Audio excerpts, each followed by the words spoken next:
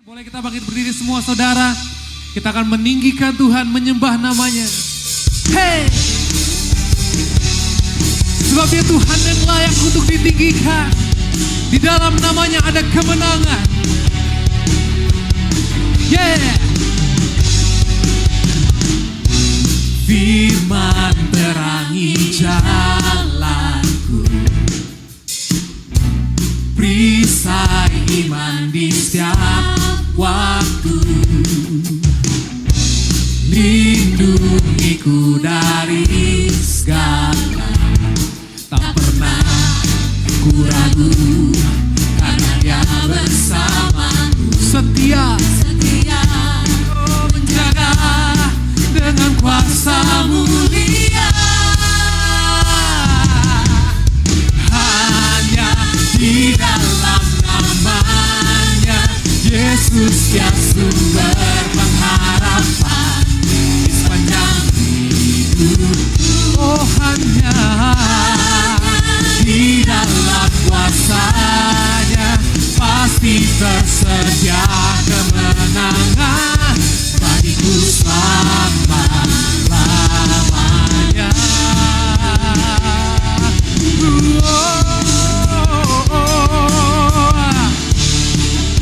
Zion Church, we sing it out. Kebenaranmu, come on.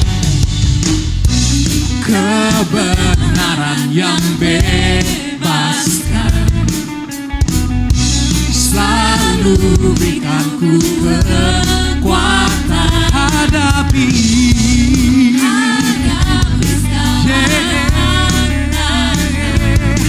tak pernah ku ragu karena dia bersamaku. Setia menjaga dengan kuasa mulia. Hanya di dalam namanya Yesus dia sumber pengharapan di sepanjang hidupku. Oh, hanya di dalam kuasanya pasti tersedia. Amin. Bagiku selama-lamanya.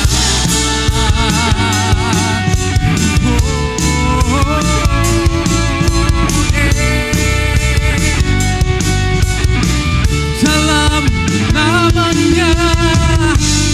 namanya ada pengharapan, dalam namanya kemenangan. Kita katakan bersama-sama. Hanya di dalam namanya Yesus dia sumber pengharapan di sepanjang hidupku.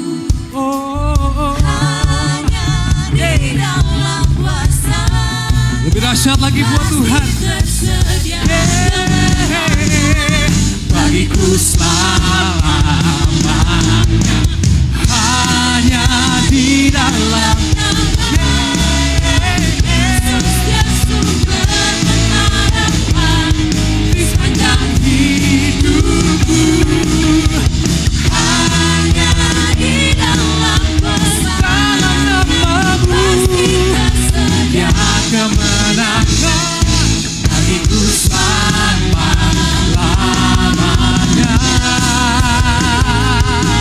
Yeah, oh, oh, oh. Katakan dalam namanya. Dalam namanya ada pengharapan, dalam kuasanya kemenangan. Yeah.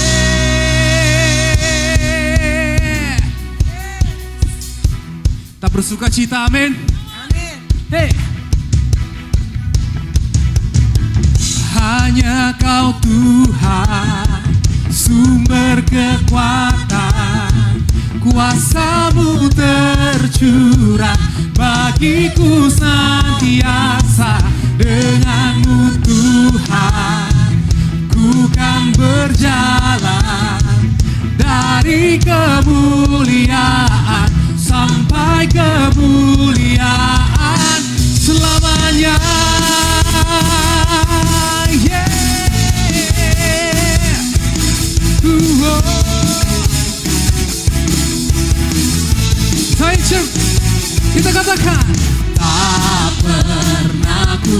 jiwaku akan kesetiaan-Mu, Kau pegang hidupku. Sepenuh jiwa, Sepenuh jiwaku ku yakin dan percaya Kau tuntun langkahku. Yesus. Yesus, Kaulah Raja dalam hidupku, berkuasa berjaya Semuanya hanya Kau Tuhan, sumber kekuatan. Kuasa-Mu tercurah bagiku senantiasa. Dengan-Mu Tuhan, ku kan berjalan dari kemuliaan sampai kemuliaan selamanya.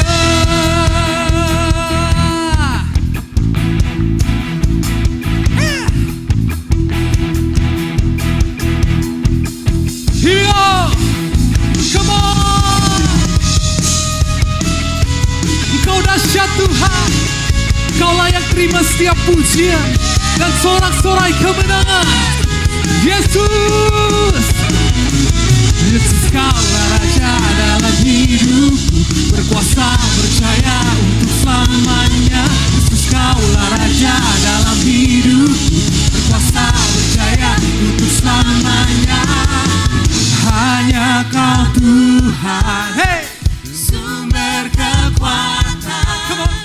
kuasa-Mu tercurah bagiku Senantiasa dengan-Mu Tuhan, hey, ku kan berjalan dari kemuliaan sampai kemuliaan. Sing it all. Hanya Kau Tuhan, sumber kekuatan, hey, kuasa-Mu oh, haleluya. Dengan-Mu Tuhan, ku kan berjalan dari kemuliaan sampai kemuliaan selamanya.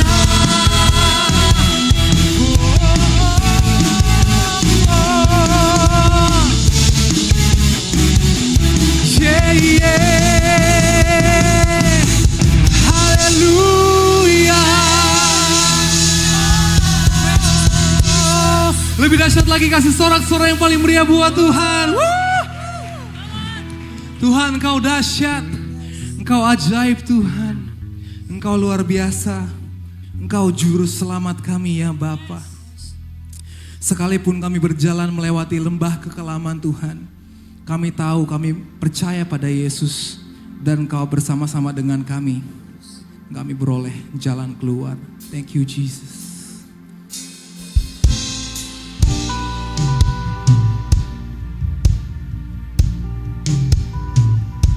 Yeah, yeah.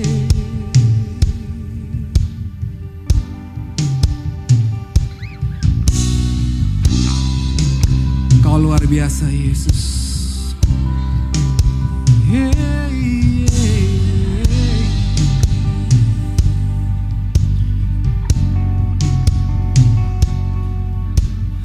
Inilah hidupku,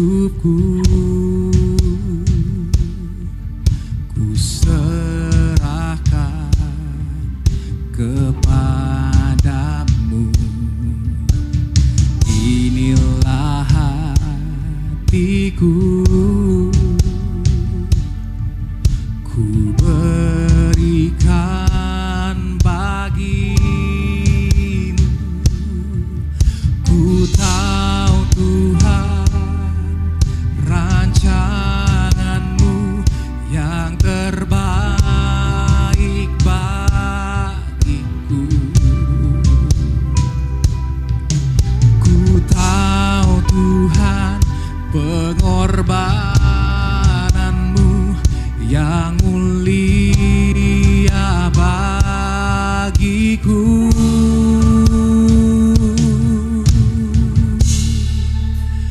Hanya dekat kepada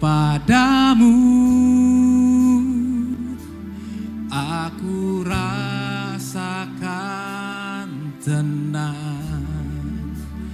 Hanya dalam hadirat-Mu ku rasakan damai-Mu.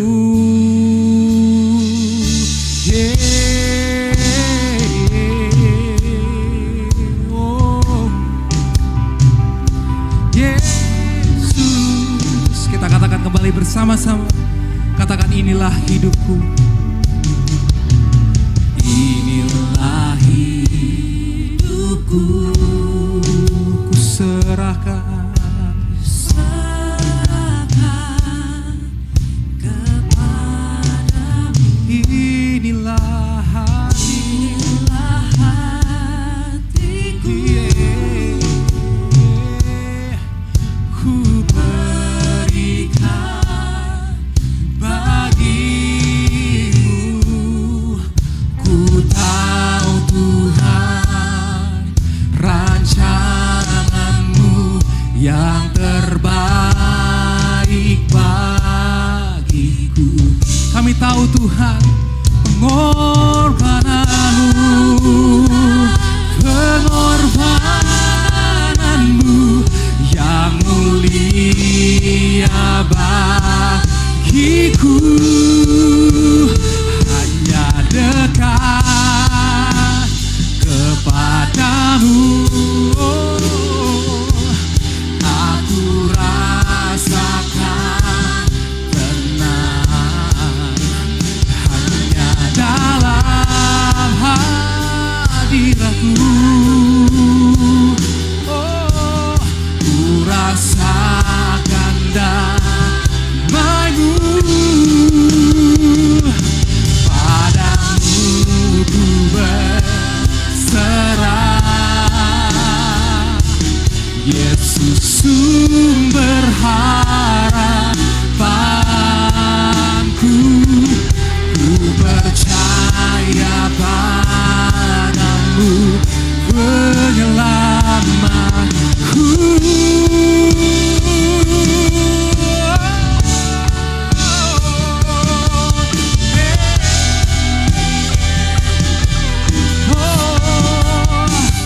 Walau sekalipun ku berjalan dalam lembah yang gelap, ku tak takut, karena Kau besertaku. Walau sekalipun kami berjalan, ikut ku berjalan dalam lembah yang gelap, ku tak takut, karena Kau besertaku.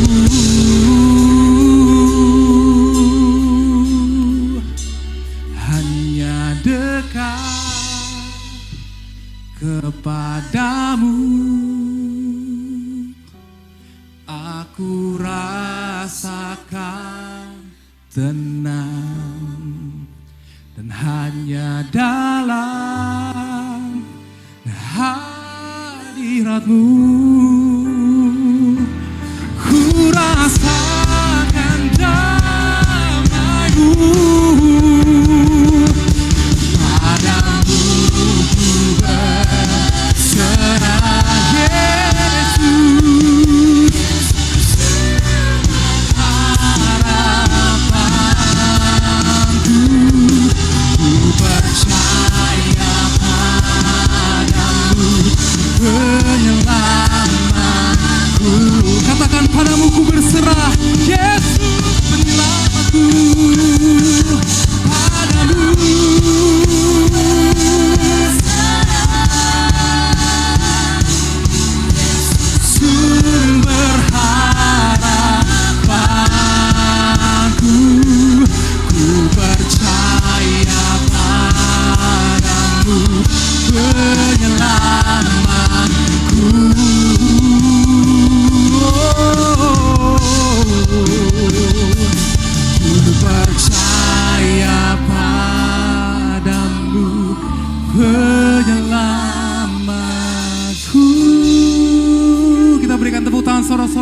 gloria buat Tuhan.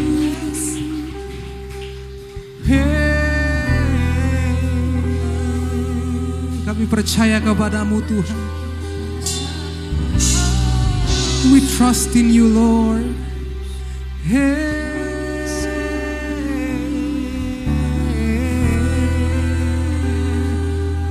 Sebab itu kami menyembahmu Tuhan. Kami sembah Engkau. Kami tinggikan.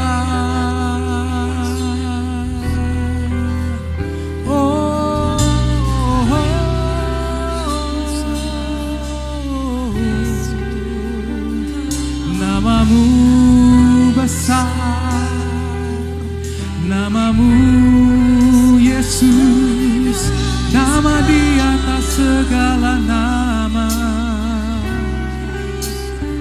nama yang membebaskanku, Yesus, kami tinggikan, kami tinggikan, we worship you, we worship you, oh Lord.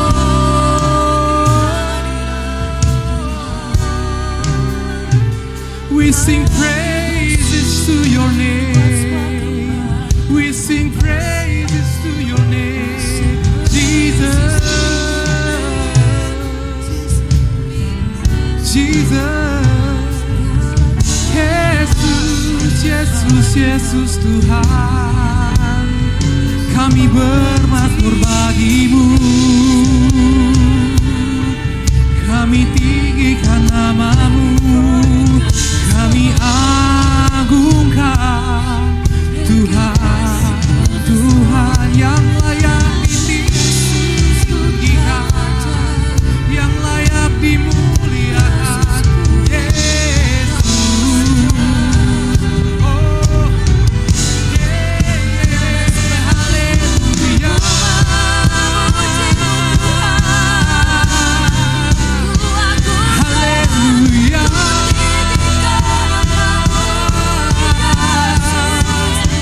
Biarlah setiap lidah mengaku, setiap lutut bertelut di hadapan Tuhan, Raja segala raja.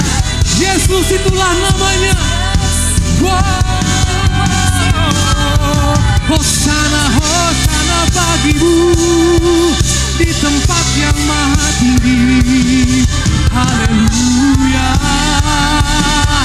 haleluya.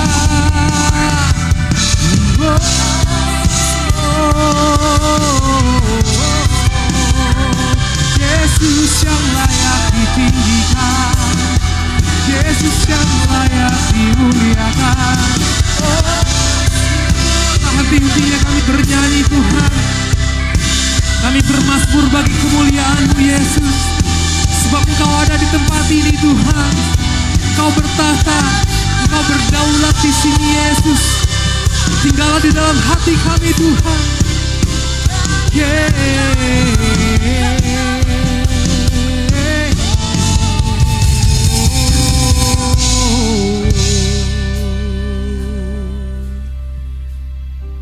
Kami buka hati kami Tuhan. Lebih dalam lagi, kami rindu bersekutu dengan Tuhan. Sebab hanya dekat Allah saja hati kami tenang. Dari mula keselamatanku Yesus. Thank you Jesus. Ku ingin selalu bersekutu denganmu, menikmati hadiratmu, biarkan rohmu tinggal dalam hidupku.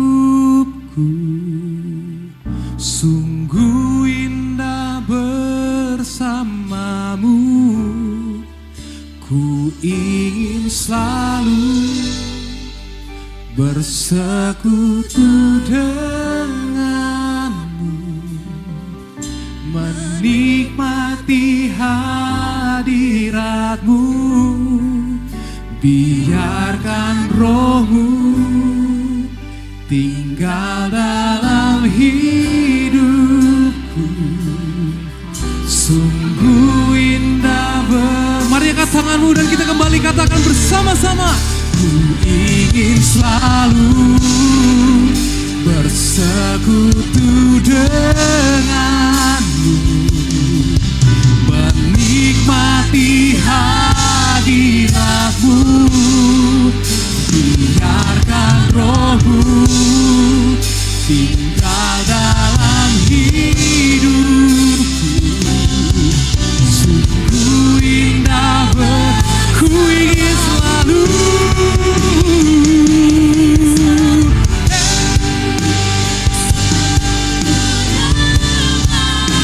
menikmati hadirat-Mu, biarkan Roh-Mu tinggal dalam hidupku. Sungguh indah bersama-Mu selamanya. Oh, yeah, yeah. Ku ingin selalu, yeah, menikmati hadirat-Mu, biarkan Roh-Mu tinggal dalam hidupku. Sungguh indah katakan kembali, ku ingin selalu, yeah.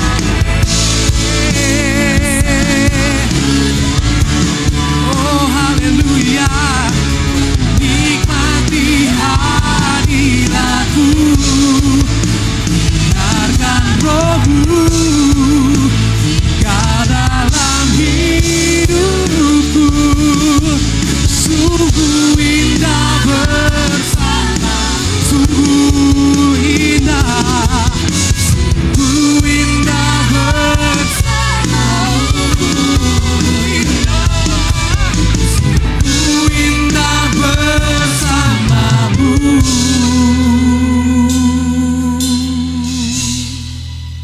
selamanya.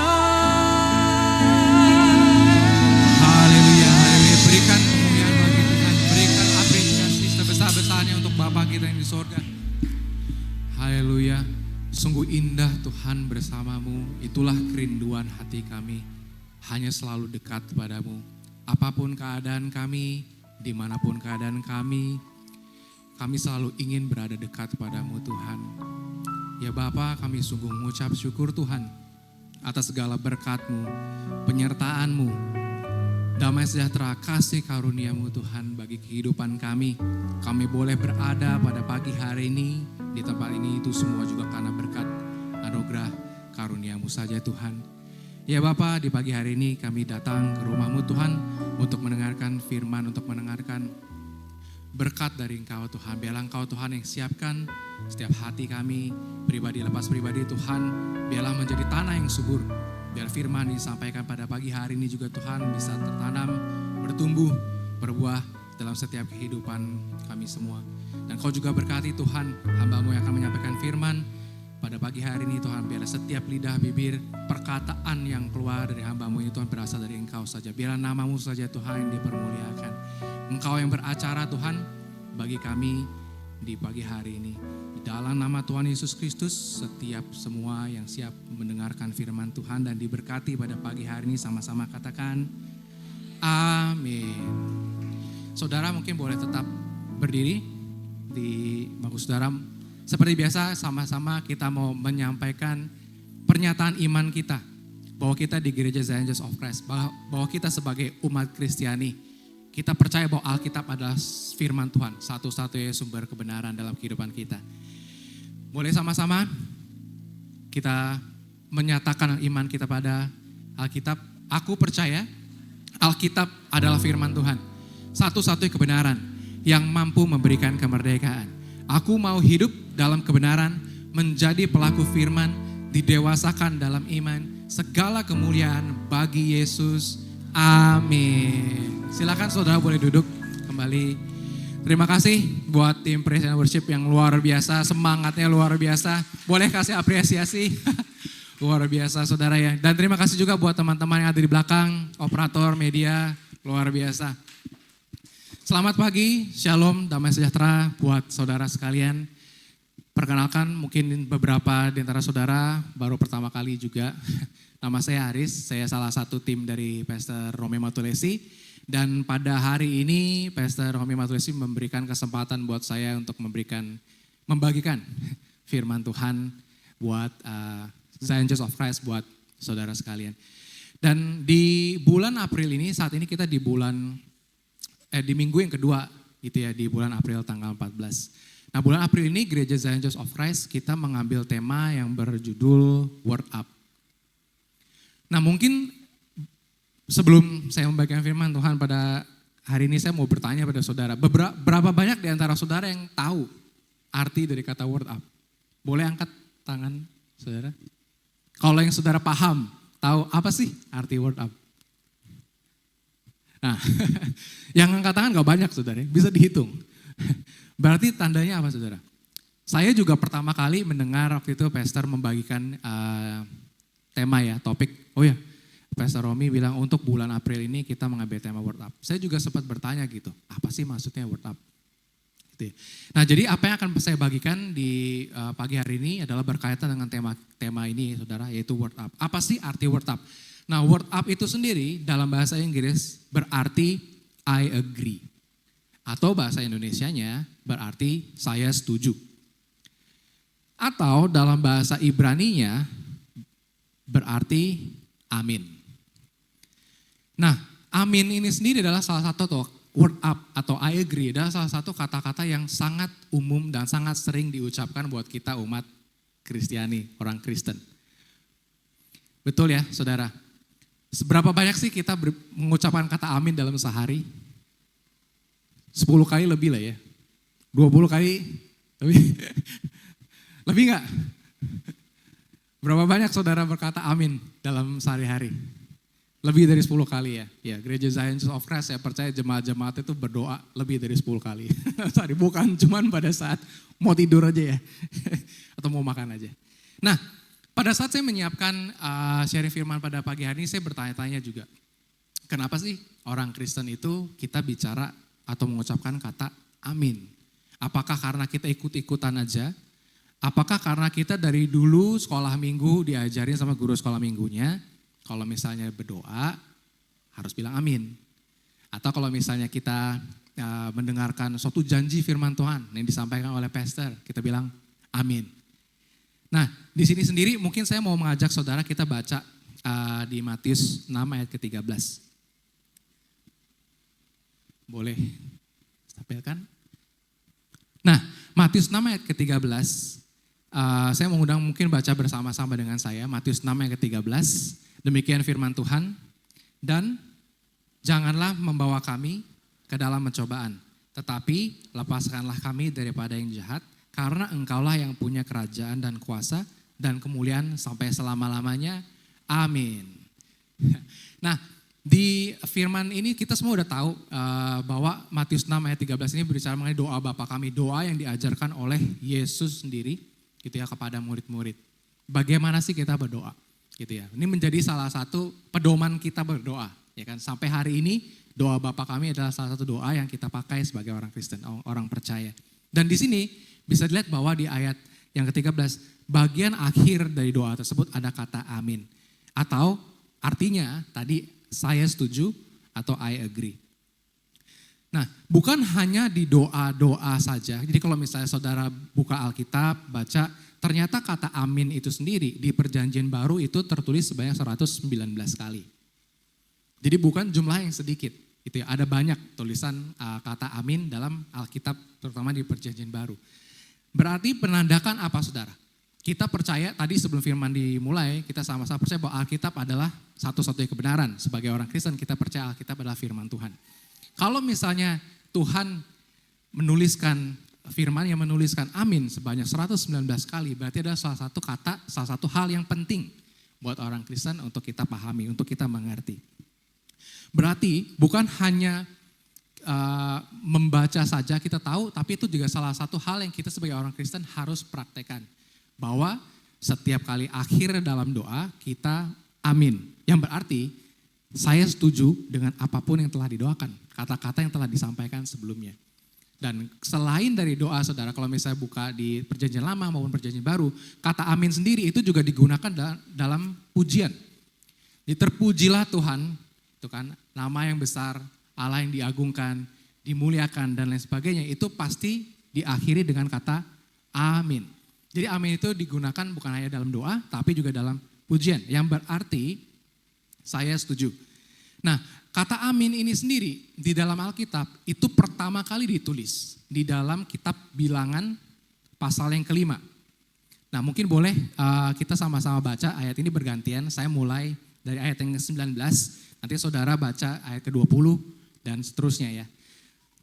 Jadi sama-sama Bilangan 5 ayat 19 sampai 22. Maka haruslah imam menyumpah perempuan itu dengan berkata kepadanya, jika tidak benar ada laki-laki yang tidur dengan engkau, dan jika tidak engkau berbuat serong kepada kecemaran, padahal engkau di bawah kuasa suamimu, maka luputlah engkau dari air pahit yang mendatangkan kutuk ini.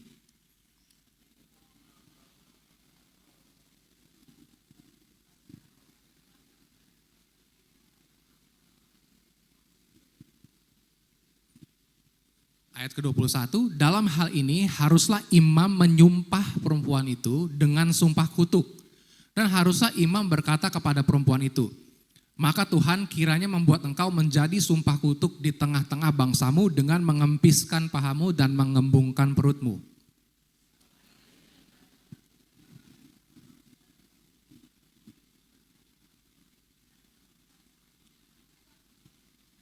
Amin. Amin. Ini pertama kalinya saudara dalam Alkitab kata amin dituliskan.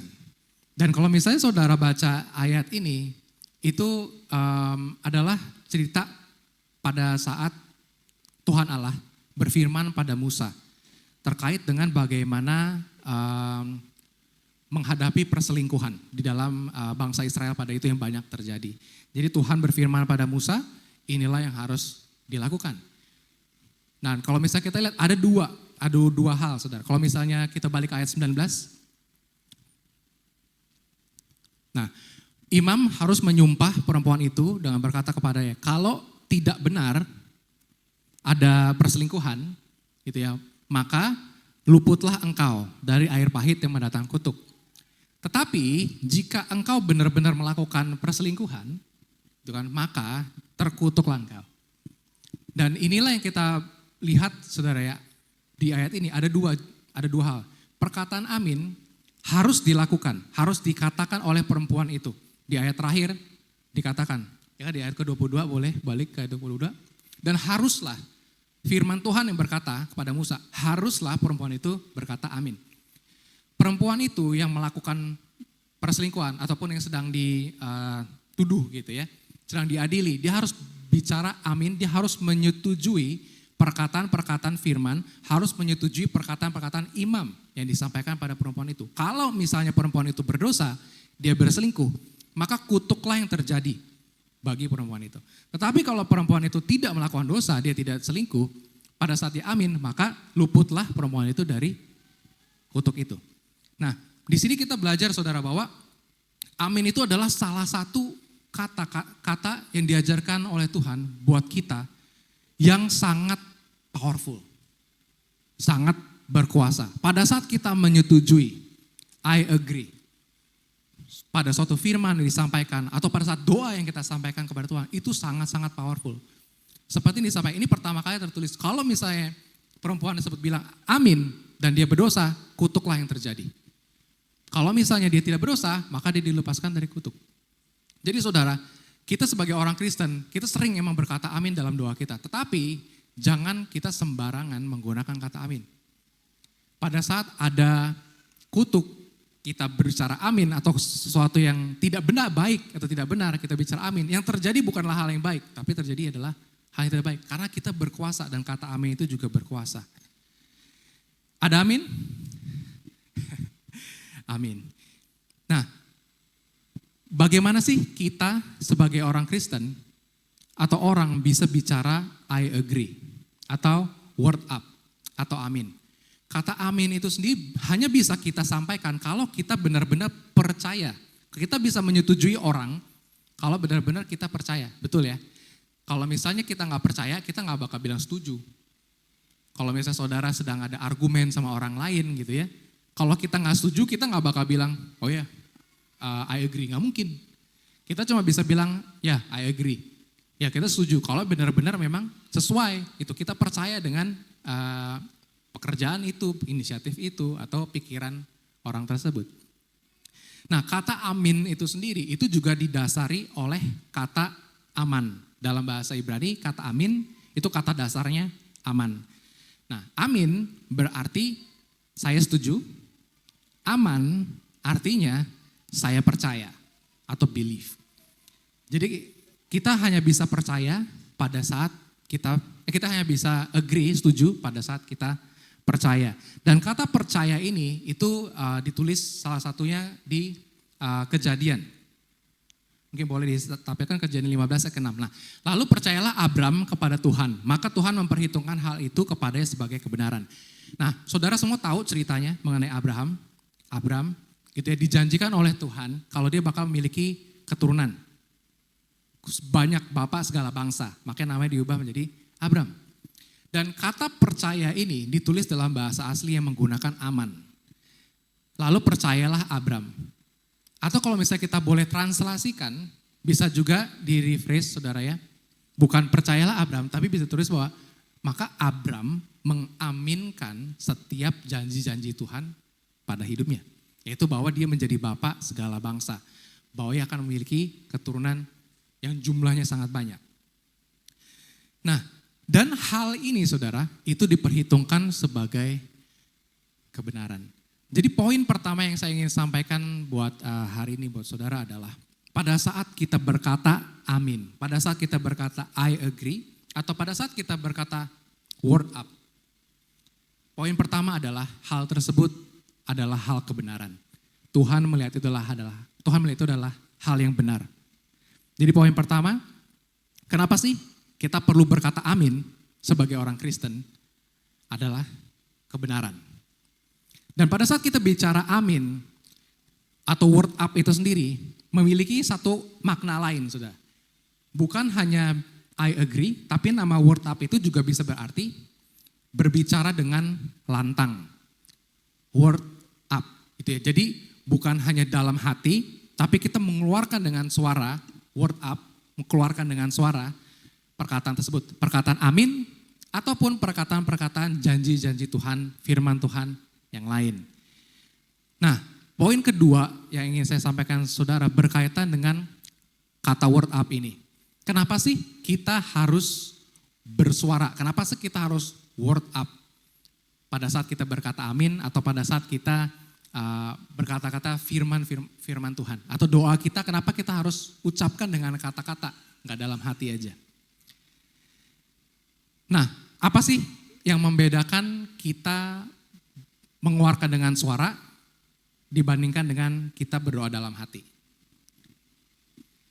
Kita berdoa dalam hati atau kita amin dalam hati dibandingkan kita amin keluar dengan suara, bedanya apa? Yang pertama, kalau kita mau keluarin suara itu butuh yang namanya usaha, betul gak?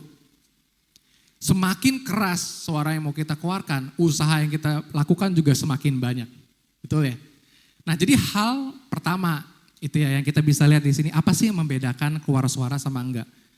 Atau word up adalah berkaitan dengan namanya usaha atau action.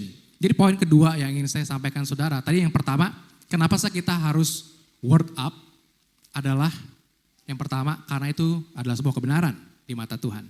Yang kedua, itu adalah suatu action kita, pernyataan iman kita pada Tuhan.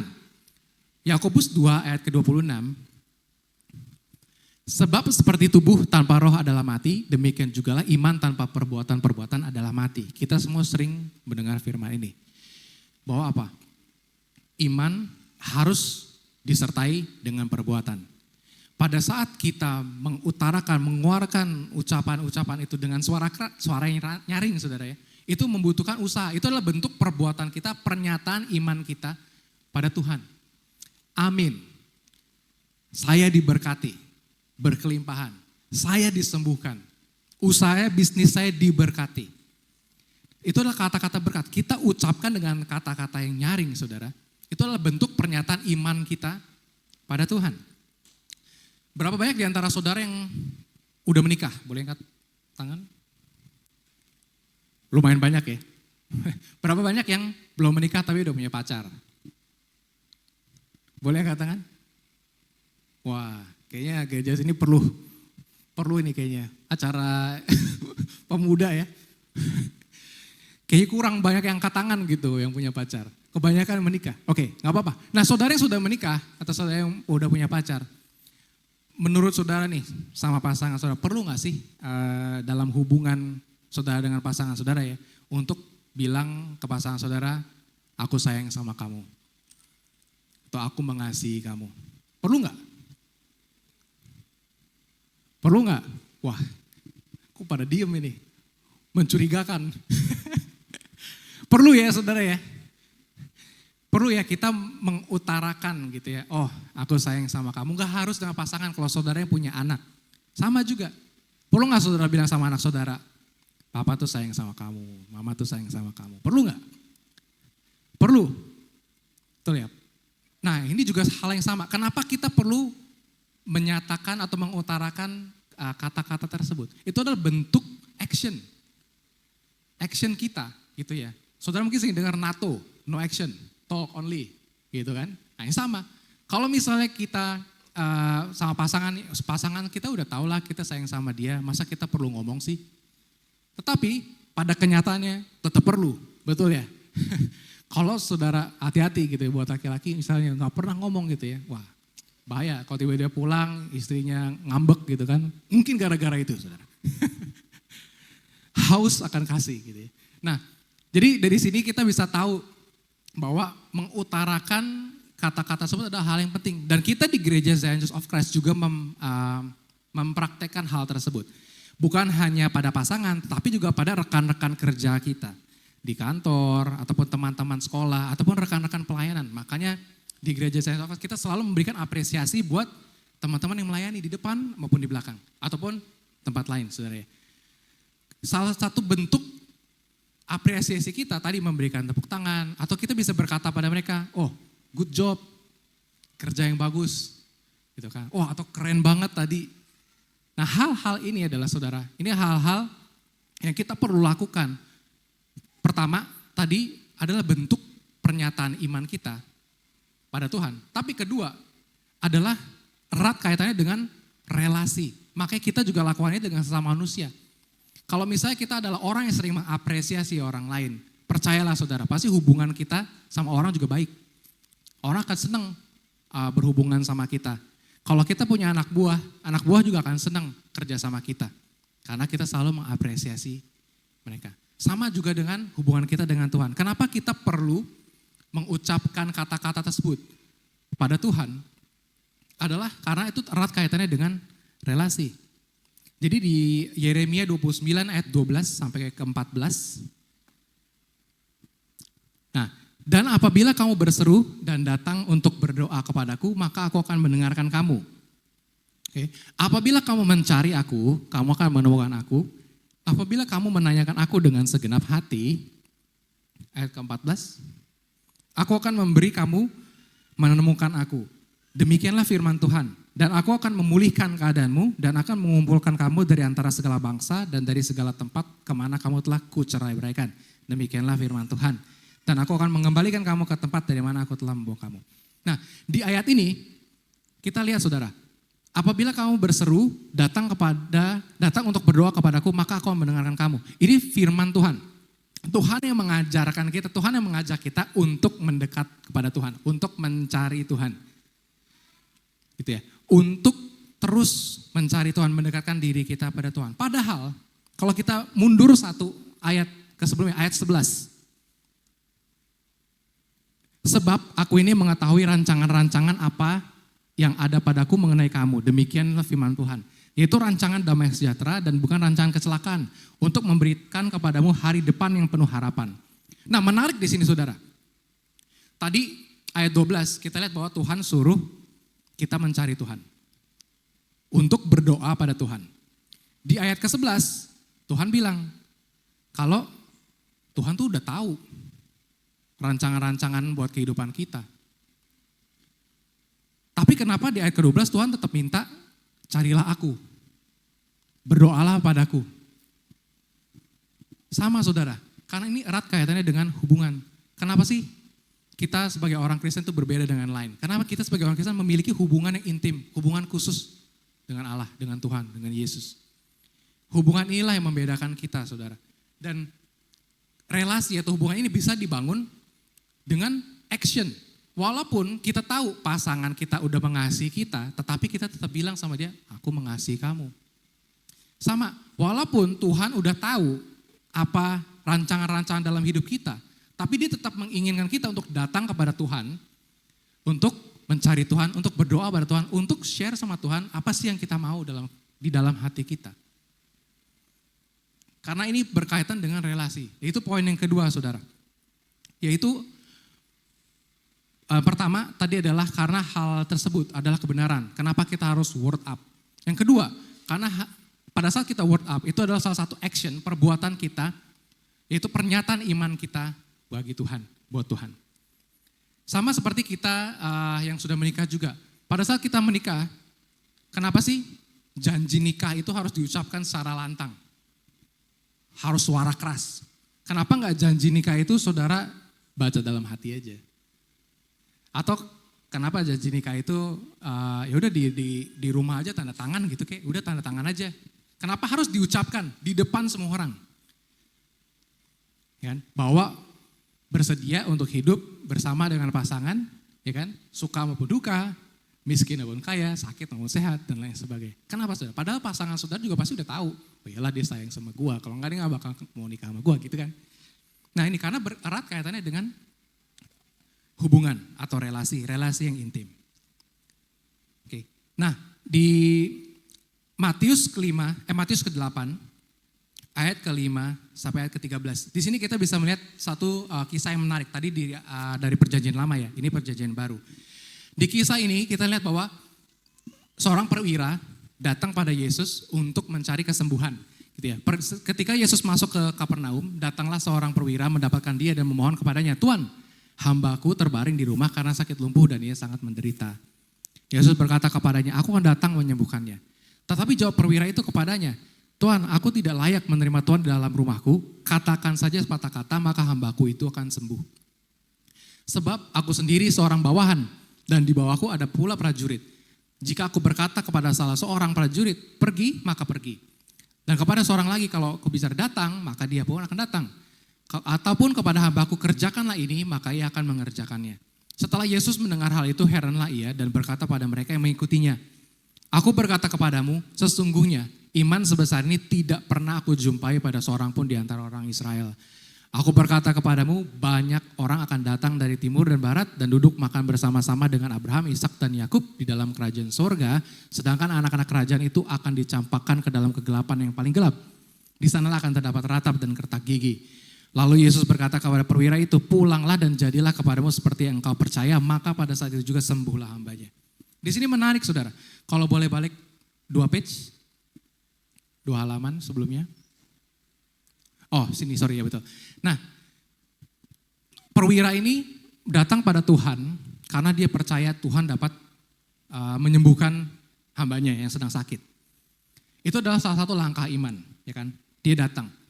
Lalu pada saat dibilang sama Tuhan Yesus, "Tuhan, hambaku sedang sakit." Tuhan Yesus bilang apa? Di ayat ke-7. "Oh, tenang aja, aku akan datang menyembuhkan dia." Tetapi uniknya hamba ini bilang apa? Udah Tuhan gak perlu datang. Cukup berkata-kata saja. Kalau misalnya hambanya akan sembuh, maka hambanya akan sembuh. Dan ini saudara, dari kisah ini kita belajar 2 poin pertama tadi. Bahwa pada saat kita berkata-kata, kata-kata itu sendiri adalah kebenaran. Dan kedua, ini adalah bentuk pernyataan iman. Makanya Tuhan Yesus melihat bahwa, nah ini iman sebesarnya belum pernah aku lihat di antara bangsa Israel. Dan hal tersebut yang menjadikan mujizat terjadi bagi kehidupan si perwira ini atau prajurit ini. Hambanya langsung sembuh pada saat itu juga. Dan Yesus mengingatkan di ayat yang ke-12 ya, bahwa pada saat iman ini adalah hal yang sangat penting. Orang yang tidak memiliki iman, tidak berkata-kata, itu akan dibuang ke tempat yang dalam. Jadi saudara, kembali lagi saya ingatkan bahwa perkata-perkata atau word up itu adalah hal yang sangat penting. Satu adalah karena kebenaran. Kedua, itu butuh action. Itu adalah satu perbuatan pernyataan iman kita pada Tuhan. Ketiga, kalau pada saat kita berkata dengan suara lantang, bedanya apa sama kita berdoa dalam hati? Yang ketiga adalah suara tersebut bisa didengar sama orang. Betul ya? Kalau kita berdoa dalam hati, orang gak ada yang dengar. Kalau kita membacakan firman Tuhan, mengklaim janji Tuhan di dalam hati, orang lain gak ada yang dengar. Kalau kita perjamuan kudus, diam aja dalam hati, gak ada yang dengar. Kenapa gereja kita, Zion Church of Christ juga pada saat perjamuan kudus juga mengucapkan dengan suara lantang? Karena semua orang bisa dengar saudara. Bukan cuma saudara, gitu ya. Semua yang ada di tempat ini, yang di belakang, bahkan security yang ada di luar juga bisa dengar. Nah, kenapa hal ini penting? 1 Korintus 14 ayat 16. Sebab jika engkau mengucap syukur dengan rohmu saja, bagaimanakah orang biasa yang hadir sebagai pendengar dapat mengatakan amin atas pengucapan syukurmu? Bukankah ia tidak tahu apa yang kau katakan? Di sini tertulis jelas saudara bahwa apa? Tuhan, firman Tuhan mengajarkan kita untuk bisa berkata-kata secara nyaring supaya orang lain sama kita juga bisa mendengar. Supaya kita juga bisa menjadi saksi buat orang-orang di sekitar kita. Pada saat kita berkata janji Tuhan, kita nyatakan dalam hidup kita, aku pasti sembuh, aku pasti diberkati, bisnis yang aku buka ini pasti berhasil, 3 bulan balik modal. Saudara ucapkan dengan kata-kata, orang lain juga akan mendengar. Pada saat hal itu terjadi, itu adalah menjadi kesaksian buat kehidupan saudara. Nama Tuhan dipermuliakan. Amin. Dan selain itu saudara, pada saat saudara mengucapkan dengan kata-kata nyaring, sesama saudara juga bisa dikuatkan. Mungkin kita gak pernah tahu masalah apa yang orang sedang hadapi, orang-orang di sekitar kita. Tapi pada saat kita mengucapkan kata-kata berkat, janji Tuhan secara lantang, orang-orang di sekitar kita juga diberkati. Amin. Amin. Sama seperti Sadrak, Mesak, Abednego. Pada saat dia diuji, dia disuruh menyembah berhala, tapi mereka gak mau. Gitu kan. Kalau gak mau, mereka akan dijatuhkan ke dalam perapian. Dan pada saat mereka dimasukkan ke dalam perapian, mereka berkata secara lantang. Semua bisa mendengar bahwa apa? Sekali-kali pun aku tidak mau menyembah berhala. Berhala itu ya. Bahkan mereka bilang bahwa kami percaya bahwa Tuhan Allah kami akan meluputkan kami dari perapian ini. Bahkan sekalipun tidak, mereka juga tetap tidak mau menyembah berhala tersebut. Dan pada saat mereka berkata itu, semua orang di sana bisa dengar. Dan itulah yang membuat jadi amarah gitu kan, amarah yang meningkat. Udah kita bakar aja, dia tetap gak mau. Dan apa yang terjadi saudara? Sama seperti kisah perwira ini. Perkataannya lah yang menyelamatkan mereka. Perkataan Sadrak, Mesak, Abednego yang meluputkan mereka dari perapian. Perkataan perwira inilah pada Yesus yang menyelamatkan dia, menyembuhkan hambanya pada saat itu juga. Jadi itu saudara, kenapa sih penting untuk kita berkata-kata atau word up? Yang ketiga adalah supaya bisa sesama kita juga bisa mendengar dan kita bisa menjadi berkat untuk mereka. Matius 10 ayat 32 sampai 33. Setiap orang yang mengakui aku di depan manusia, aku juga akan mengakui di depan Bapakku yang di sorga. Amin. Siapa yang mau diakuin sama Yesus, sama Bapa di sorga? Semua. Haleluya. Amin. Setiap orang yang mengakui Yesus, mengakui aku di depan manusia, Yesus, aku juga akan mengakui di depan Bapakku yang di sorga. Tetapi barang siapa menyangkal aku di depan manusia, aku juga akan menyangkal di depan Bapakku yang di sorga. Jadi di poin ketiga ini, saudara saya mau mengingatkan kembali bahwa hal ini sangat penting. Mengakui Tuhan, mengutarakan langsung dengan kata-kata kita sebagai bentuk pernyataan iman kita. Supaya sama kita juga diberkati dan oleh perkataan-perkataan kita. Yang keempat, pada saat kita mengeluarkan suara kita, bukan hanya orang lain sesama kita mendengar, tetapi kita pribadi juga mendengar suara kita sendiri. Betul ya? Pada saat kita ngomong, kita juga dengar lagi. Nah, di sini saudara, Lukas 6 ayat ke-45. Orang yang baik mengeluarkan barang yang baik dalam perbendaharaan hatinya yang baik, dan orang yang jahat mengeluarkan barang yang jahat dari perbendaharaan hatinya yang jahat. Karena yang diucapkan mulutnya meluap dari hatinya. Perkataan yang kita keluarkan dari mulut kita, itu semua berasal dari hati. Ya kan? Perkataan kita adalah cermin hati kita. Kalau hati kita pikirannya buruk, pikirannya jahat, maka mulut kita keluarnya juga perkataan-perkataan yang buruk, perkataan-perkataan yang jahat. Kalau hati kita murni, hati kita bersih, pikirannya baik, semua yang keluar juga perkataan-perkataan yang baik. Nah, kenapa hal ini penting? Pada saat kita mengeluarkan suara, perkataan-perkataan yang baik, janji Tuhan, itu juga kita klaim buat diri kita. Dari mulut kita masuk ke telinga kita, dari telinga kita masuk ke pikiran kita, akhirnya masuk ke hati kita. Dari hati kita keluar lagi dari mulut kita.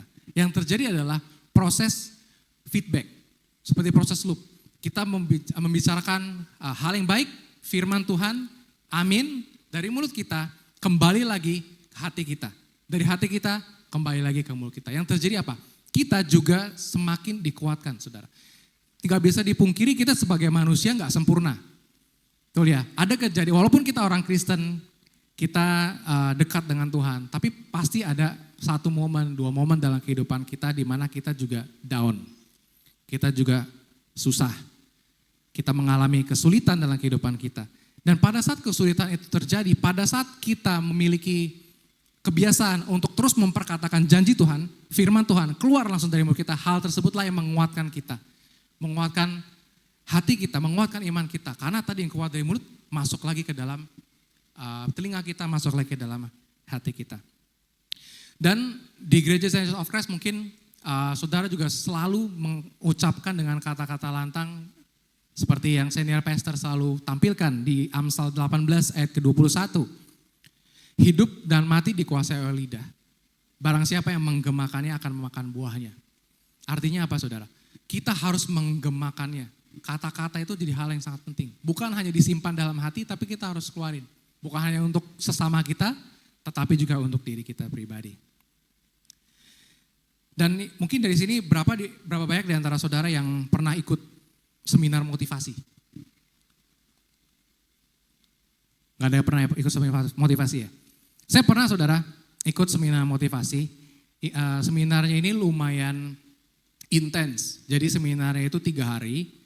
Dan 3 hari itu gak boleh ada handphone, gak boleh ada apapun. Semuanya diambil. Semua benar-benar harus fokus di seminar tersebut.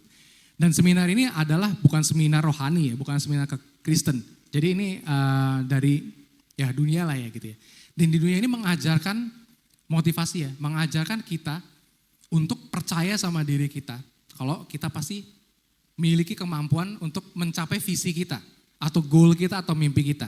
Beda sama orang Kristen ya, kalau orang Kristen kita percaya bahwa Tuhan pasti akan memampukan kita. Tapi kalau di dunia, diajarkan adalah apa? Kita sendiri pasti punya kemampuan untuk mencapai apa keinginan kita. Nah di seminar itu saudara, saya ada kayak praktek gitu ya. Jadi saya dikumpulin, ada grup-grup gitu. Grupnya itu satu grup kira-kira 5-7 orang. Nah 5-7 orang ini pertama-tama itu mereka suruh diskusi, suruh sharing. Kamu punya mimpi apa? Nah jadi saya sharing kan, mimpi saya sama orang-orang yang lain tuh, 5 orang yang lain. Saya bilang, oh kalau misalnya saya tuh punya mimpi, punya usaha gitu kan. Usahanya ini gitu. Oke mereka dengar. Nah terus kedua yang disuruh dilakukan adalah apa? Suruh tanya kira-kira apa yang menghalangi kamu untuk menjalani usaha tersebut. Lalu saya sharing, oh karena modalnya nggak ada gitu kan. Atau orang-orang nyari susah dan lain sebagainya. Lalu bagian ketiga dari exercise itu ya saudara. Itu saya suruh dengan lantang itu bicara sama diri saya sendiri. Kalau misalnya saya pasti bisa mencapai tujuan saya, goal saya. Saya pasti bisa memiliki usaha ini, saya pasti berhasil, dan lain sebagainya. Dan 5 orang tadi yang di grup itu, tugas mereka adalah mereka neriakin saya sekenceng-kenceng yang mereka bisa untuk menuduh saya kalau saya nggak bisa. Ada satu yang bilang, nggak bisa lu kan nggak ada duitnya. Ada satu yang bilang, lu mana gak ada orang-orang teman yang bisa support lu, gitu kan. Jadi itu benar-benar banyak 5 orang itu teriak segini banget dan saya harus lebih kenceng lagi bilang kalau enggak, gue pasti bisa, gue pasti berhasil. Nah, yang saya pelajari saudara dari seminar tersebut adalah kalau orang dunia saja bisa percaya bahwa kata-kata itu sangat berkuasa, apalagi kita orang Kristen. Bukan hanya secara daging, tetapi firman Tuhan sendiri menyampaikan bahwa apa?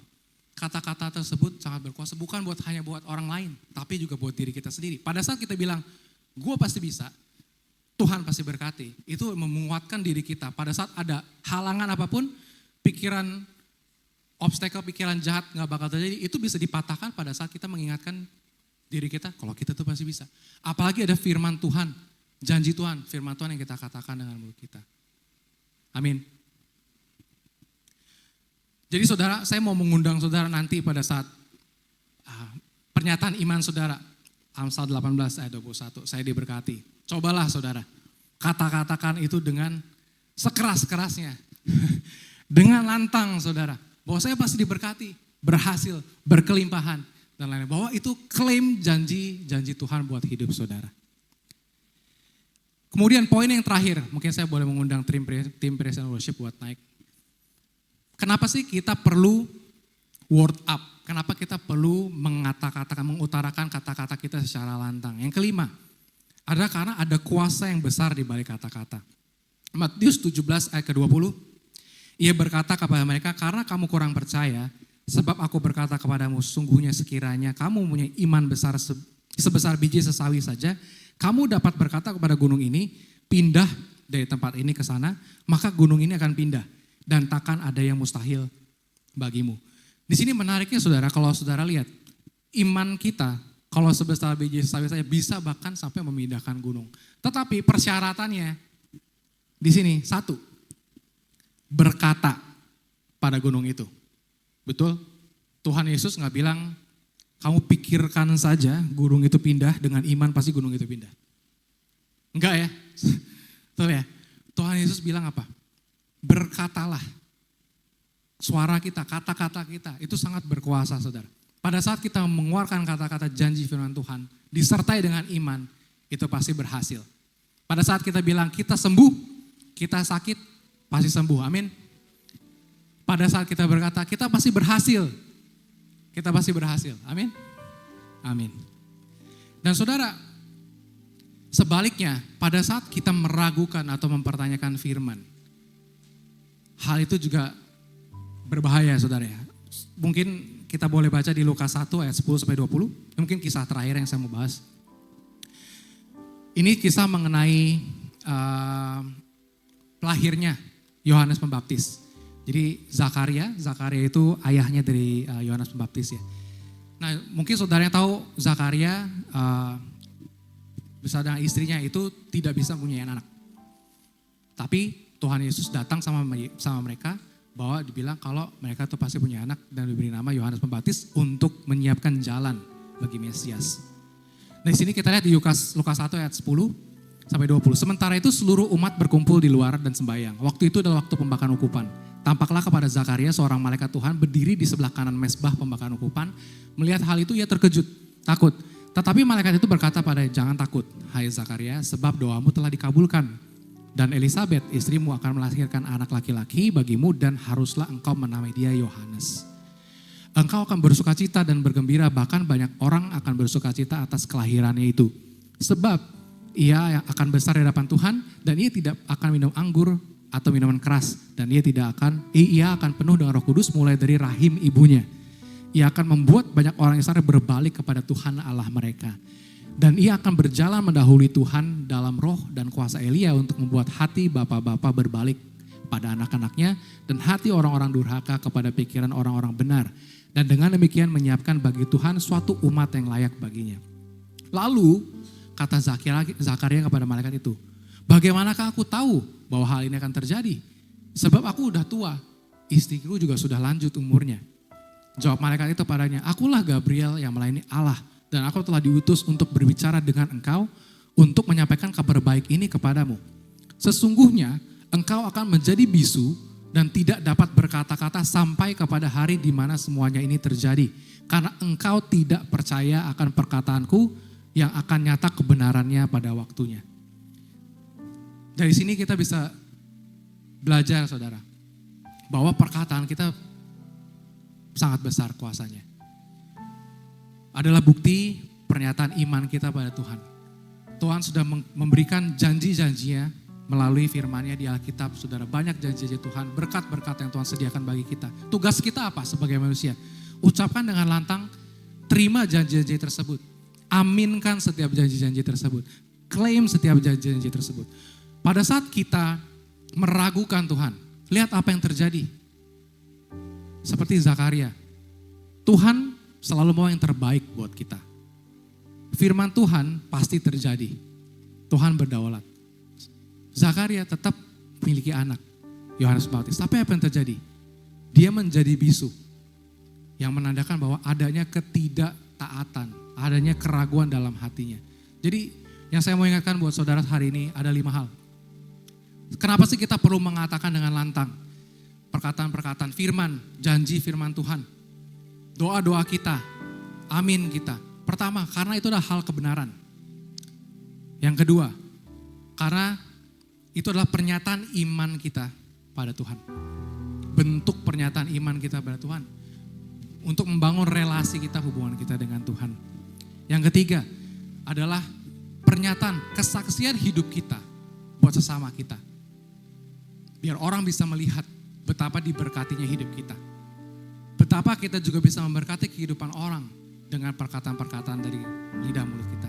Dan keempat adalah pengingat buat diri kita sendiri pada saat dimana kita sedang down. Perkataan-perkataan firman yang kita keluarkan dari mulut kita yang akan menguatkan kita pribadi. Dan yang kelima ada kuasa yang besar di balik kata-kata. Kalau saya boleh analogikan, saudara, kata-kata kita itu bagaikan sebuah tiket untuk ngeklaim janji Tuhan. Kalau saudara punya anak, saudara pasti pingin anak saudara itu mendapatkan yang terbaik, betul ya? Dan sebagai anak, kita nggak pernah pusing apa yang kita bakal makan hari ini. Itu semua udah disediain sama orang tua kita, ya kan? Dikasih soto lah kita makan, dikasih ayam goreng kita makan, dikasih ketoprak kita makan. Jangan lapar saudara, udah jam makan siang. Ya, tapi kita sebagai anak itu juga perlu buat kita bilang sama orang tua kita, "Mah, aku mau nasi goreng dong ntar malam." Kalau pada saat kita ngomong, barulah kita akan mendapat, saudara. Sebagai orang tua, oh mau nasi goreng. Orang tuanya tahu gak kalau dia suka nasi goreng? Tahu. Tapi kalau dia gak ngomong, ya orang tua pikir, oh mungkin nasi goreng besok deh, atau mungkin minggu depan. Pada saat dia minta, itu sebagai sebuah tiket. Jadi kata-kata kita pada saat kita ngeklaim sama Tuhan, janji Tuhan tuh udah sediakan. Sama seperti orang tua, makanan-makanan semua seharian anaknya tuh disediakan. Tapi pada saat anak itu ngomong, itu sebagai cara untuk dia ngeklaim janji-janjinya Tuhan. Atau dia pada saat dia minta sama orang tuanya, ya saya mau nasi goreng, dikasih nasi goreng. Ujung-ujungnya saudara, apakah itu dikabulkan atau enggak, bergantung sama Tuhan, bergantung sama orang tuanya. Jadi yang saya mau ingatkan di terakhir saudara, pada saat kita mengeluarkan kata-kata firman Tuhan, kita mengeluarkan itu sebagai bentuk pernyataan iman kita. Seperti Sadrak, Mesak, Abednego. Tetapi ujung-ujungnya, biarlah kita juga bisa berkata, kalaupun hal itu terjadi, biarlah kehendak Tuhan yang terjadi. Kalaupun tidak diluputkan dari perapian, biarlah hal itu juga yang terjadi. Kita tetap tidak mau menyembah berhala. Walaupun kita minta sama orang tua kita, "Mah, mau nasi goreng." Tapi gak dikasih, biarlah hal itu yang terjadi. Kenapa? Karena orang tua kita juga mau yang terbaik. Kalau tadi pagi baru makan nasi goreng, kemarin makan nasi goreng, siang malam makan nasi goreng. Masa hari ini malam makan nasi goreng lagi dikasih sama orang tuanya? Enggak kan?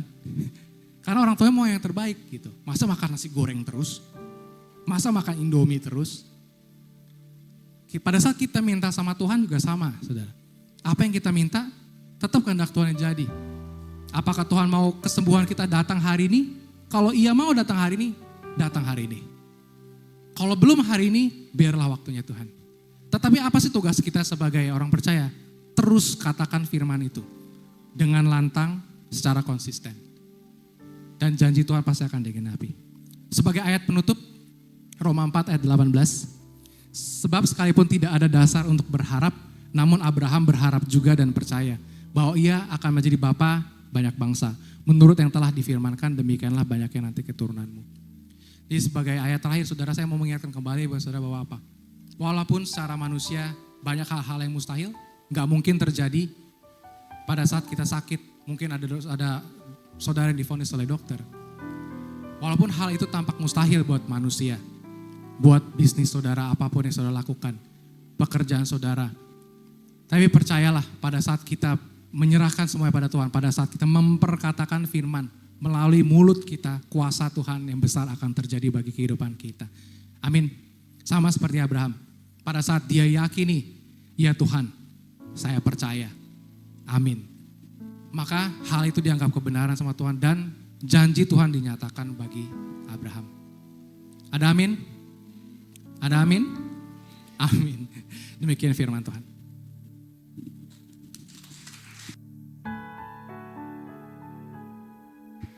Cek. Ya. Boleh kita sekali lagi boleh kita kasih tepuk tangan sorak-sorak yang paling meriah buat Tuhan dan apresiasi untuk Pastor Aris telah menyampaikan kebenaran firman Tuhan.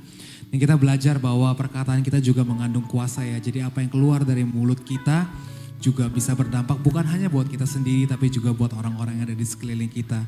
Jadi kita belajar juga untuk memperkatakan hal yang baik, memperkatakan berkat, bukan memperkatakan kutuk.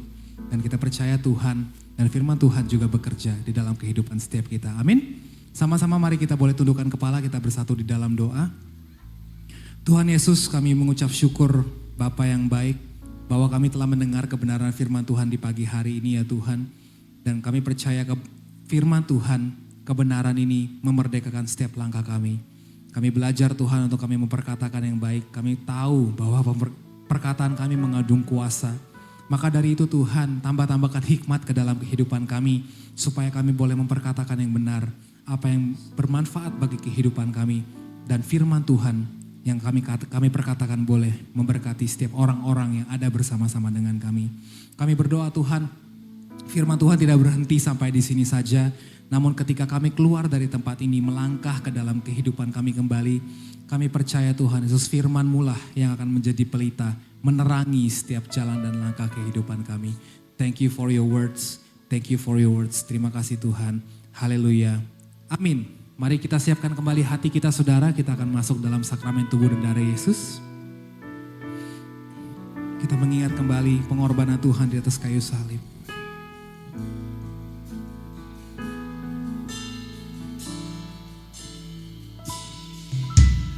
Hanya Kau Tuhan di hidupku, Kau berikan hidup yang baru. Darah-Mu menyucikan, pulihkan hatiku. Ku nyatakan Kaulah segalanya. Engkaulah sumber pengharapan, dan kuasa-Mu sanggup menyembuhkan. Jiwaku pun berserah hanya kepadamu. Yesus, Kaulah segalanya. Karena salib-Mu ku hidup. Karena salib-Mu ku benar. Engkau yang berkuasa, sanggup untuk melakukan mujizat-Mu. Karena salib-Mu, saya undang kita semua untuk bangkit berdiri kembali. Mari kita sambut tubuh dan darah Yesus. Ku menang, Engkau yang berkuasa, sanggup untuk melakukan mujizat-Mu di hidup Baik, kita akan masuk dalam sakramen tubuh dan darah Tuhan Yesus. Sedikit informasi bahwa Pastor Aris Ricci adalah salah satu tim pastoral yang ada di Zion Church of Christ, di mana beliau telah ikut melayani bersama-sama dengan saya lebih dari 15 tahun bersama-sama dengan kami. Jadi saya percaya bahwa apa yang telah disampaikan dapat menjadi berkat bagi setiap kita. Amin.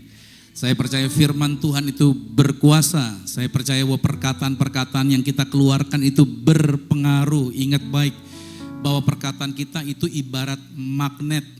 Kalau kita bicara yang negatif, maka yang negatiflah yang akan mendekat sama kita. Sebaliknya kalau kita mengucapkan kata-kata firman, maka firman kebaikan, pertolongan, mujizat itu akan datang mendekat kepada kita. Amin. So hati-hati dengan apa yang kita katakan. Walaupun dalam kondisi yang tidak baik, dalam kondisi yang lemah sekalipun, Anda jangan pernah memperkatakan kata-kata yang tidak baik. Ya kan, walaupun pasangan Anda bikin Anda kecewa, walaupun bos Anda bikin Anda lemah dan lain sebagainya, tetapi jangan pernah ucapkan kata-kata yang negatif. Selalu punya iman bahwa hal yang baik terjadi bagi hidup Anda. Maka hal-hal baik inilah yang akan mendekat kepada saudara. Dan sebentar kita akan masuk dalam sakramen tubuh dan darah Tuhan Yesus. Kenapa penting setiap minggu kita mengadakan sakramen tubuh dan darah Tuhan Yesus? Perhatikan baik bahwa bangsa Israel ketika mereka keluar dari Mesir, tulah yang terakhir adalah tulah yang ke-10. Israel tinggal di Goshen. Goshen adalah wilayah Mesir. Dan tulah yang ke-10 adalah kematian setiap anak sulung yang ada di Mesir. Yang menjadi keajaiban adalah anak sulung Israel tidak ada yang mati. Sedangkan anak sulung yang ada di Mesir semuanya mati. Goshen dikecualikan karena Tuhan memberi perintah kepada Musa untuk disampaikan kepada orang-orang Yahudi agar memotong seekor binatang domba, lalu darahnya diambil, dicoretkan di ambang pintu dan tiang pintu rumah mereka. Maka setiap yang ada tanda darahnya, maka kematian, tulah kemusnahan tidak akan menghampiri rumah yang ada tanda tersebut. Dan terbukti setiap rumah orang Yahudi yang ada tanda darahnya tidak ada tulah kematian. Ini memberi petunjuk buat Anda dan saya bahwa ketika Yesus Kristus datang, dia datang dan dia rela mati buat kita, lalu dia bangkit dari kematian. Ini memberi petunjuk buat Anda bahwa pengorbanan darah yang dilihat oleh Tuhan bukan lagi darah binatang, tetapi darahnya darah Yesus. Karena darah binatang harus diulang saudara, setiap tahunnya diulang. Tapi kalau darah Yesus itu cukup satu kali dan itu berlaku sampai selama-lamanya. Maka setiap saudara yang hari ini akan makan roti dan minum anggur, ini adalah berbicara mengenai tubuh dan darah Tuhan Yesus Kristus. Maka Anda yang makan tubuh Kristus, Anda yang minum darah Yesus, maka saudara, tubuhmu itu adalah rumahnya Tuhan. Masih ingat firman Tuhan yang berkata, tubuhmu adalah bait Allah. Berarti saudara dan saya, kita yang makan tubuh Kristus, kita yang minum darah Yesus, tulah kemusnahan tidak bisa mendekat kepada kita. Catat baik-baik Bilangan 23 ayat 23. Tidak ada kutuk, mantra, jampi-jampi yang bisa mendekati keturunan Yakub. Berarti semua Anda yang hadir hari ini, Anda tidak bisa disantet. Anda tidak bisa diguna-guna. Anda tidak bisa dipelet. Roh-roh jahat tidak mempan atas hidup Anda. Jadi kalau ada orang ancam saudara dengan perkataan negatif, katanya ada kuasa gelap dan lain sebagainya, bilang dengan perkataan Bilangan 23 ayat 23 berkata, tidak ada mantra jampi-jampi yang mempan atas saya. Sedikit sombong tapi gak apa-apa, karena kita membicarakan firman Tuhan. Amin. Saudara harus percaya kuasa Tuhan, mujizat Tuhan terjadi bagi hidup Anda. Mari kita siapkan rotinya. Kita angkat roti di atas kepala. Bersama-sama dengan saya kita ucapkan perkataan iman. Dalam nama Tuhan Yesus, inilah roti yang telah turun dari surga. Inilah tubuh Tuhan Yesus Kristus. Tubuh yang tergantung di atas kayu salib. Yang memberikan kami bersama dengan keluarga kehidupan yang kekal di dalam kerajaan sorga. Oleh korban tubuh Kristus, maka mulai hari ini kami menang atas segala virus. Menang atas segala penyakit. Tidak terkapar di meja operasi. Tidak terkapar di ruang ICU. Kami diberkati, umur panjang, dan tidak sakit-sakitan, berkuasa atas segala binatang, berkuasa atas segala jenis nyamuk. Dalam nama Tuhan Yesus, inilah roti yang telah turun dari surga. Inilah tubuh Tuhan Yesus Kristus. Mari kita makan tubuh Tuhan Yesus.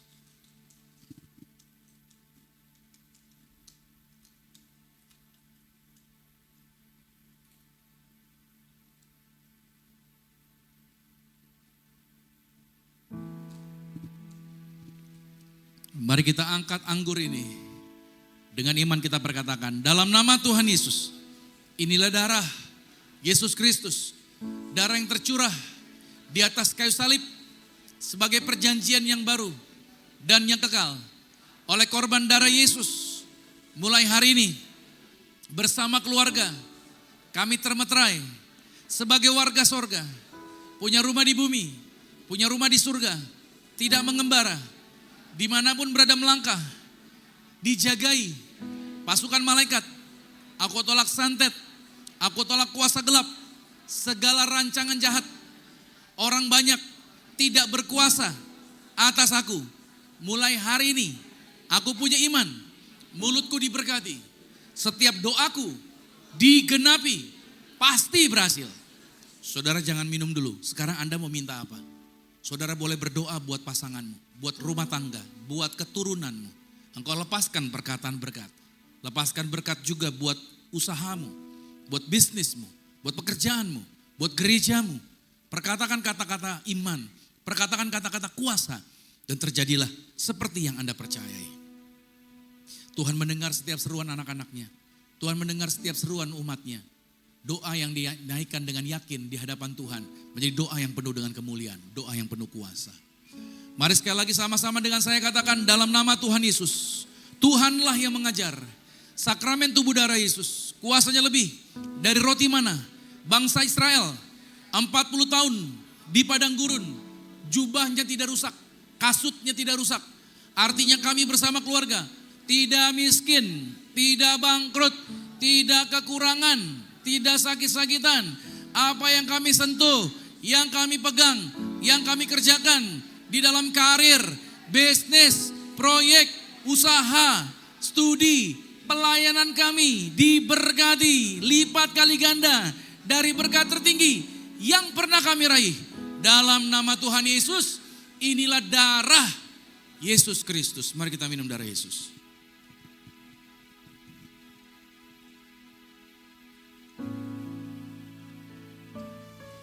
Sejenak saudara boleh berdoa, bersyukur untuk korban tubuh dan curahan darahnya. Oleh karena pengorbanannya di atas kayu salib kita dijaminkan. Karena salibmu ku hidup, karena salibmu ku menang. Engkau yang berkuasa, sanggup untuk melakukan mujizatmu. Karena salibmu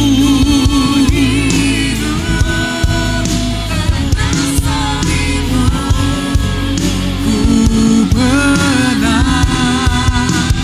Engkau yang berkuasa, sanggup untuk melakukan mujizatmu. Engkau yang berkuasa, berkuasa, sanggup untuk melakukan mujizatmu. Engkau yang berkuasa, sanggup untuk melakukan mujizatmu di hidupku.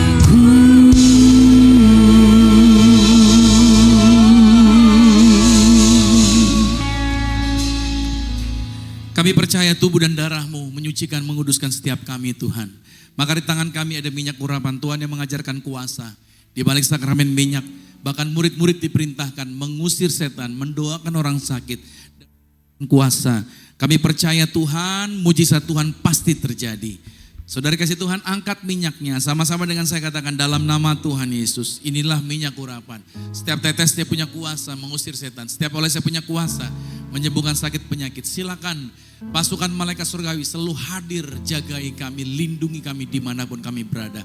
Dalam nama Tuhan Yesus, inilah minyak urapan. Anda boleh teteskan atas kepala saudara, dan setiap pot, setiap botol ini dalam nama Tuhan Yesus, inilah minyak urapan yang penuh kuasa, penuh kemuliaan dalam nama Tuhan Yesus. Saudara, Kenapa sih penting? Kenapa gereja kita pakai minyak? Saudara harus pahami bahwa mujizat Tuhan terjadi. Saya kasih kesaksian sama saudara sedikit bahwa ketika saya diundang mendoakan sebuah lokasi, properti di mana akan dibangun sebuah proyek besar di situ dan dia perlu tancap tiang pancang, saudara. Setiap kali tiang pancangnya ditancap itu selalu patah. Jadi nggak sampai selesai, ulang lagi, begitu terus. Dia minta tolong karena kenal saya, terus minta tolong doakan di tempat itu. Begitu saya berdoa tempat itu, saudara, kita urapi dengan minyak. Dan yang terjadi, tiang pancangnya sama, alatnya sama. Tetapi begitu selesai didoakan, itu tiang pancangnya bisa masuk semua sampai tuntas. Jadi sometimes, saudara, ada kuasa-kuasa tertentu di namanya roro teritorial akan coba mengganggu dengan segala macam cara. Tapi disinilah sebenarnya yang Tuhan menyatakan bahwa kuasa Tuhan itu ada bersama dengan setiap orang percaya. Makanya kenapa Tuhan memberi perintah. Setan itu lihat minyak itu api, saudara. Dia terbakar, dia takut sekali. Jadi kalau saudara praktekkan ini, saya berdoa buat saudara. Agar ketika saudara ada di lokasi mana gitu ya, ada yang kesurupan, nah itu waktunya saudara praktekkan. Amin. Saudara harus berani praktekkan sakramen minyak. Karena ketika saudara urapi dengan minyak, roh jahatnya akan takut dan dia akan keluar dari orang tersebut.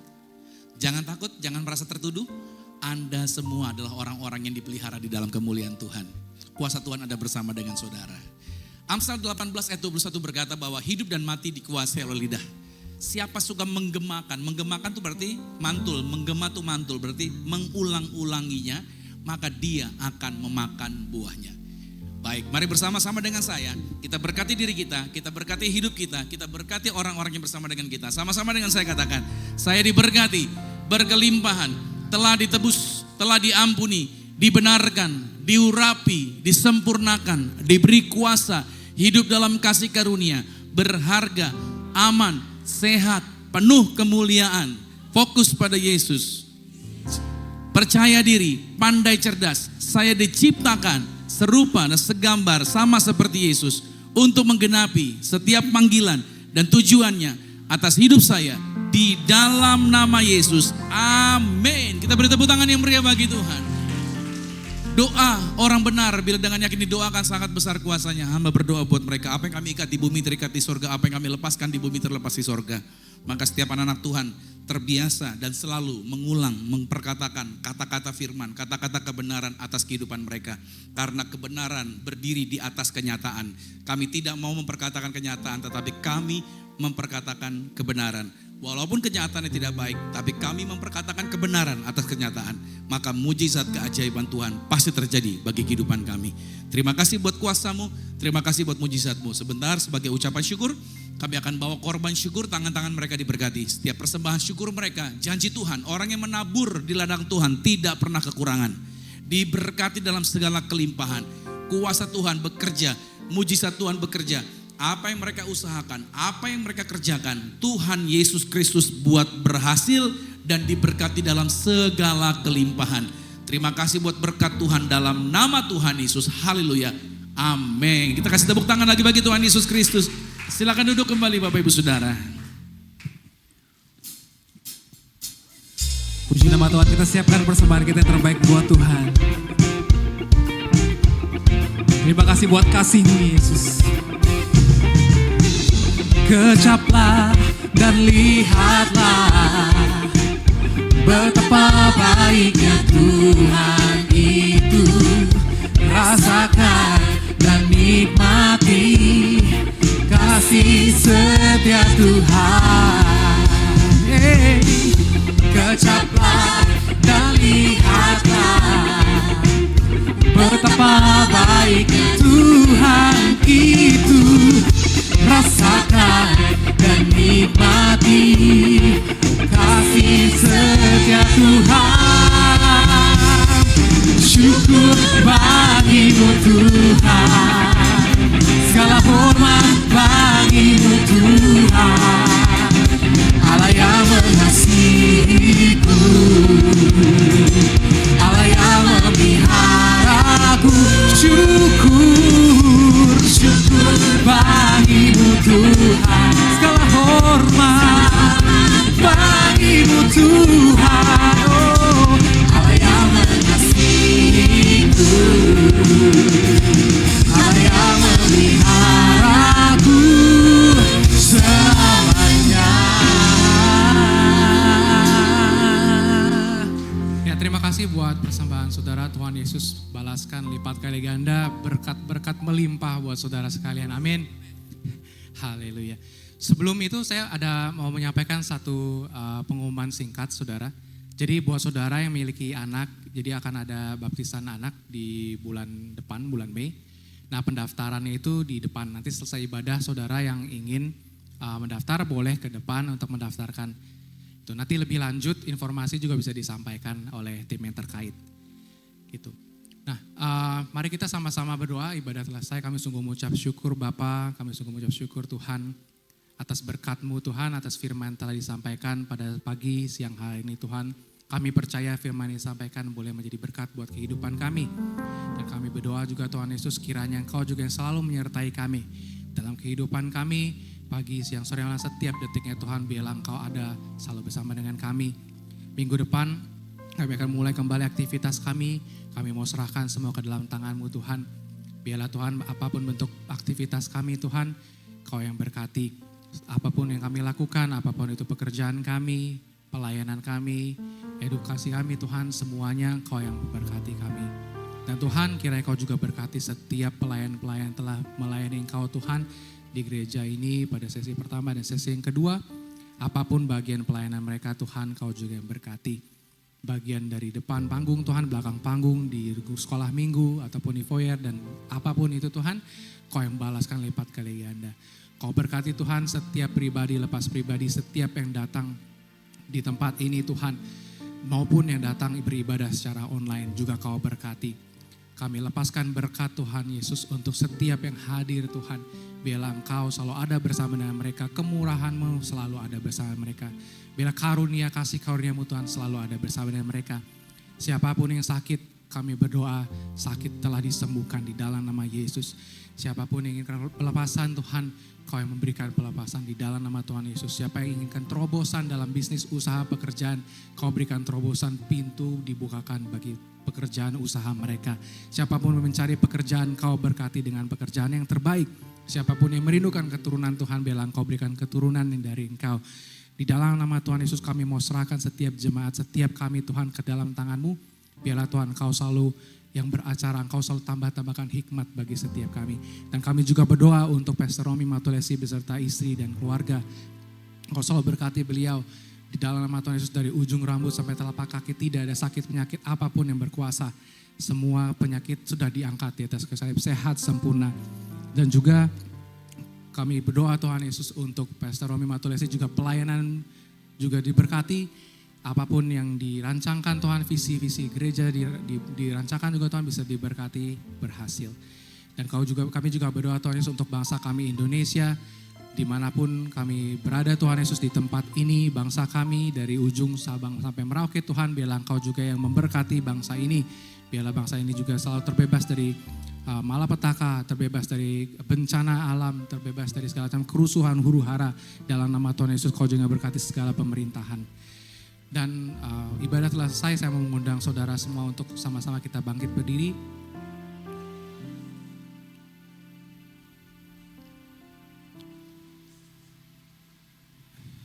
Tuhan memberkati engkau dan melindungi engkau. Tuhan menyinari engkau dan wajahnya dan memberikan engkau kasih karunia. Tuhan menghadapkan wajahnya dan memberi engkau damai sejahtera. Berkat, kasih karunia, damai sejahtera dari Tuhan Yesus Allah Bapa ada bersama dengan kita semua mulai hari ini sampai selama-lamanya. Semua yang percaya sama-sama kita katakan amin. Happy Sunday, ibadah telah selesai.